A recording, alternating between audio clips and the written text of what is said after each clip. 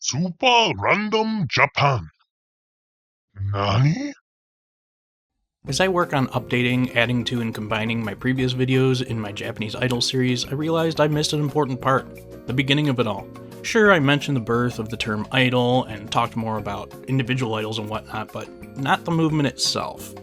So to further enlighten y'all, all of idol culture can be traced back to 1914 to a swimming pool. You heard me right. In 1911, Kobayashi Ichizo, founder of the Hankyu Railway, the Hankyu department store, and the Toho Group, was drumming up ideas to promote his businesses, namely the railway. One idea he came up with was the Takarazuka Shin Onsen hot spring resort, and the other was a pool resort called Paradise, aimed at foreign tourists who were too bashful to bathe naked with strangers. However, the pool had to close just 2 months after opening due to laws against men and women swimming together. So, he covered the pool to put seating in, turned the dressing rooms into a stage, and in 1914 he opened Paradise Theater to showcase the Takarazuka Revue, a song and dance group of girls ages 12 to 17. Again, he was skirting the law a bit as women were forbidden from performing publicly in that era. So, he launched the group under the guise of a finishing school for young women in which part of their curriculum was the performing arts, hence the ability to hold song and dance shows consisting of young women and girls.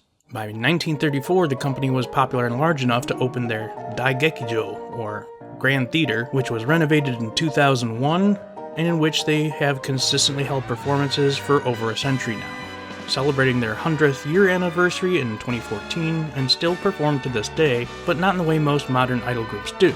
They did invent the systems you'll see in most modern idol groups, which I'll get to in a moment, so they were pivotal in the evolution of idols. However, unlike the pop idol groups people might know today, the Takarazuka Revue have huge theatrical performances that are over-the-top adaptations of both Asian and Western works of art, including famous stories, plays, musicals, and even include current pop culture such as anime and video games.